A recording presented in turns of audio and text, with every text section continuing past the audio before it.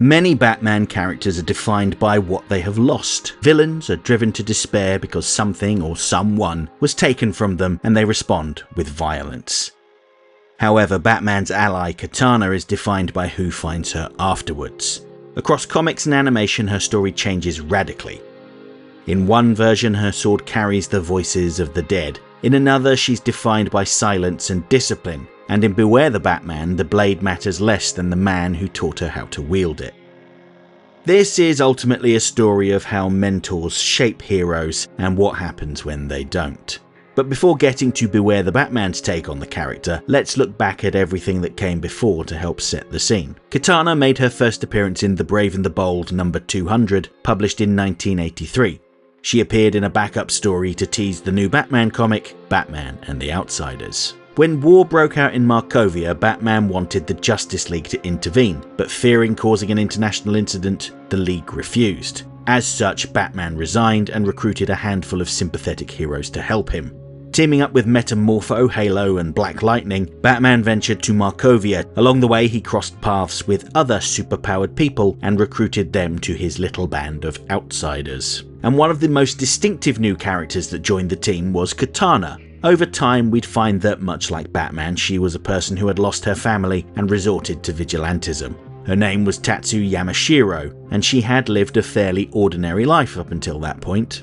Two brothers had loved her, Masao, who was kind and steady, and Takeo, who was bitter and ambitious. She chose Masao, and they had 2 children together. Rejected, Takeo chose a life of violence, joining the Yakuza and embracing mysticism alongside organised crime. Years later, in a brutal confrontation, Takeo murdered Masao with a supernatural sword that imprisons the souls of those it kills. As fire consumed their home and her children were slain, Tatsu heard her husband's voice calling from the sword, telling her to save herself. The Soul Taker sword becomes a weapon for her to use in her quest for justice, and a tomb for her deceased husband. Rather than collapsing under the weight of it all, Tatsu rebuilt herself. She trained as a samurai, mastering discipline as much as combat. Taking the name Katana, she became a hero defined by restraint.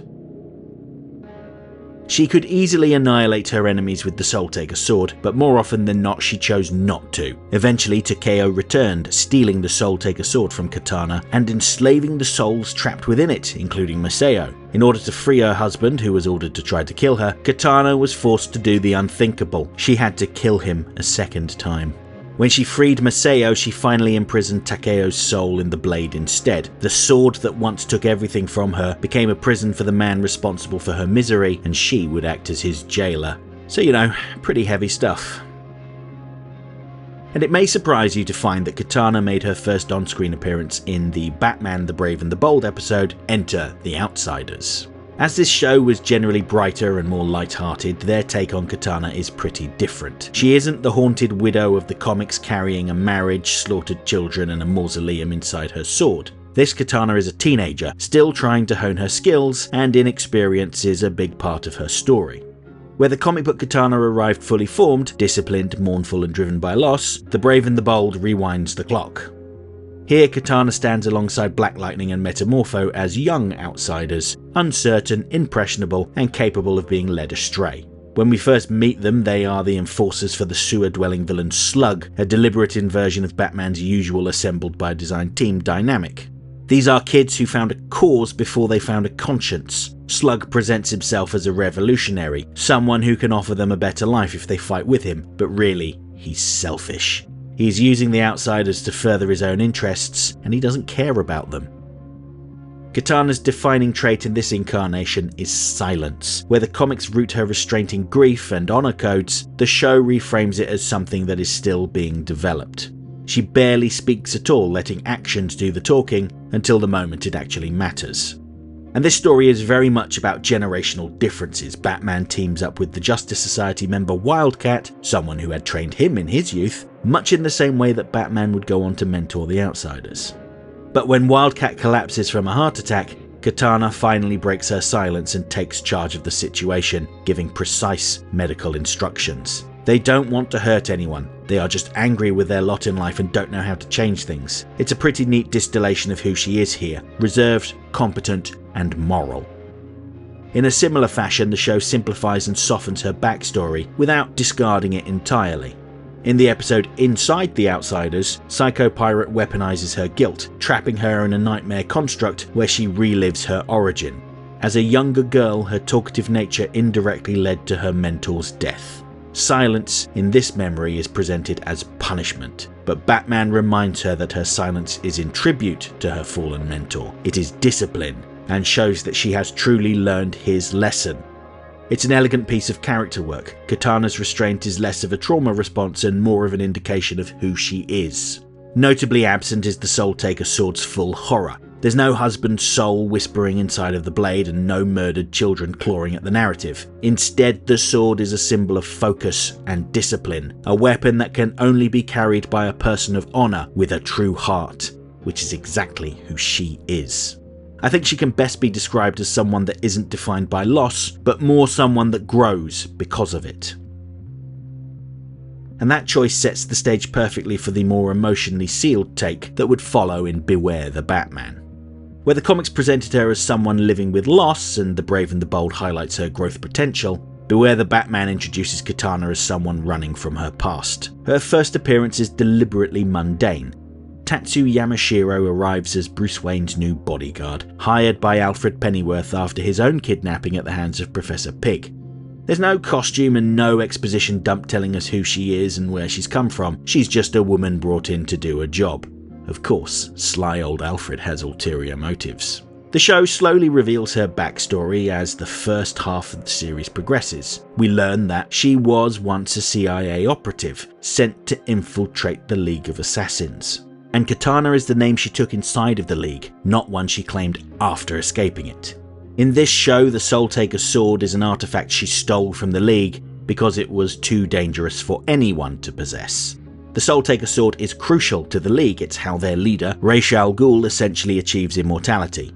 As such, she took the sword and faked her death, leaving the League to believe that their master had also perished. And what's really important, and indicative of this series as a whole, is that this version of Katana ties to Alfred, not Batman. In this series, Alfred was a former MI6 agent that had worked with Katana's father, Edogawa, in the CIA. They had been investigating the League of Assassins, and when caught, Ra's made Edogawa choose between killing Alfred or the League murdering his family. Edogawa chose a third option, sacrificing himself, allowing Alfred to escape, and this guilt drove Alfred. He became Katana's surrogate father, watching over her from a distance and endorsing her desire to follow in her father's footsteps. And when she goes on the run and tries to hide from both the League and the CIA, she turns to Alfred. Unlike the comic book version, whose husband spoke to her through the sword, Katana can't hear the souls. Effectively, the Soul Taker sword is just a funky looking sword until someone speaks a special incantation to make it drain souls. Now, an important point to note is that Katana has very little idea of what happened to her father, only that he was close to Alfred and that he had died on the job. And it's Ra's al Ghul that tells her what happened that night, although he omitted a few key details in the hopes of turning her against Alfred. Yes, she felt betrayed, but she couldn't be played that easily. Alfred states his innocence, and Katana gives him the benefit of the doubt while also making clear that if he is lying, then she won't hesitate to end him. For as serious as she is far more chatty than any of the earlier versions. She speaks more and has a deadpan sense of humour that endears her to people like Dr. Jason Burr, here a scientist rather than the leader of a secretive snake-worshipping cult. In many ways, she is a Robin replacement, even down to the fact that she wears a similar domino mask. But she isn't there for comic relief or to add levity. No, she has a more practical purpose than that. While it takes time for Alfred to persuade Batman to let her in on his mission, she's there to humanize Batman. Throughout the series, Batman expresses concern that he may be going down a dark path from which he may never return, and Alfred sees that. For as much as bringing Katana to Wayne Manor was done to save her, it was also intended to save Batman. Sure, he could tell Alfred about his adventures and turn to him for guidance, but he didn't have anyone to directly connect with. Enter Katana.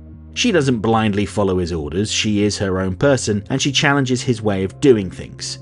She occupies a space Alfred never could, bridging the gap between mentor and peer and giving Batman a mirror he wouldn't otherwise have. And it is important to note that she teaches him just as much as he teaches her, whether he likes to admit it or not. She's there to remind him of who he is when he starts to go too far, like when she gently intervenes to stop him from beating Killer Croc to death. In the second half of the series, when she has established herself as a hero, she takes more of a mentor role in working with Barbara Gordon. Batman seems to have little patience for other people by this time, so it's Katana that encourages her to continue her sleuthing. So in a way, she has picked up the mentor role from Alfred. The theme in the second half of the series is legacy, with Alfred handing down his skills to Batman, who helps pass them down to Katana, and most importantly, withholding them from Deathstroke.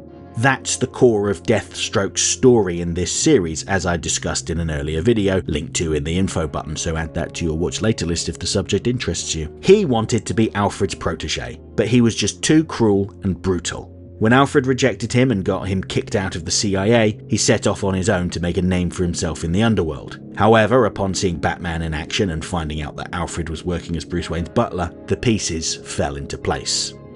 He could see Alfred's fingerprints in the way Batman and Katana fought, and it became clear that Alfred wasn't some hard-nosed old man jealous of Deathstroke's talents. He had rejected him. The problem was him, and this enraged him. If Alfred refused to acknowledge him as his surrogate son, then he would kill those Alfred loved. Deathstroke's crusade against Alfred is ultimately what drives Katana to round up all of their allies, Man-Bat, Metamorpho and Barbara Gordon, to save Batman.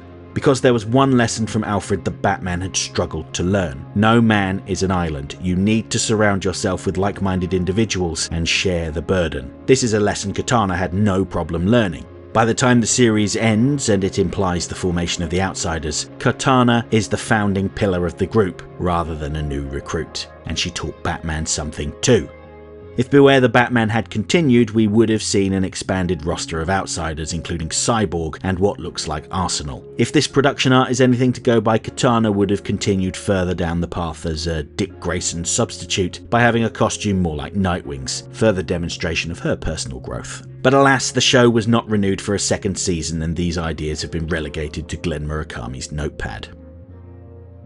Across the decades, Katana has shown us that heroes are shaped as much by those who guide them as they are by the tragedies they survive. From a sword whispering with the voices of the dead, to a silent teenager learning her place in the world, to a mentor in her own right, Katana's story is a testament to resilience, discipline, and the power of connection. She reminds us that loss alone doesn't define a person. It is the people who step into the void afterwards who leave the deepest mark. She demonstrates that even in a world full of darkness and loss, heroes are never truly alone. They are defined as much by the mentors they inherit and the allies they choose as by the battles they fight. And in Katana's case, that makes all the difference.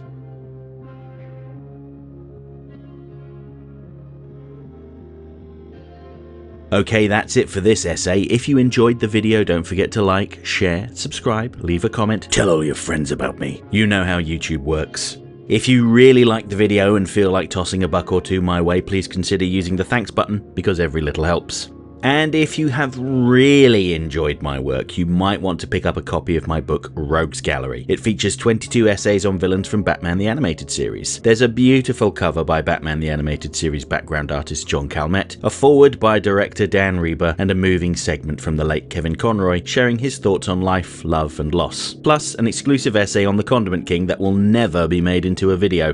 Rogues Gallery is available worldwide on Amazon, both digitally and in softcover.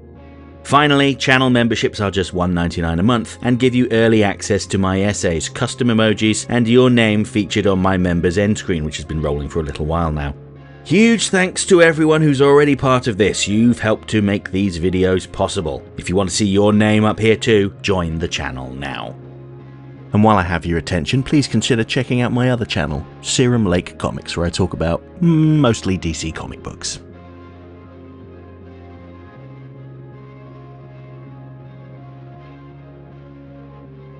Next time. When I return on Friday, it'll be the day before Valentine's Day, and what better way to mark this special day than by going to the neon-soaked streets of Neo Gotham to talk about a comedic episode of Batman Beyond. Yes, it's time to talk about Terry's Friend Dates a Robot. And next Monday I'll go back to the results of my latest The Batman Villain Poll to talk about an obscure duo from that show that were intended to be villainous counterparts to Batman and Robin. Yes, we're going to be talking about Wrath and Scorn. Hope to see you then.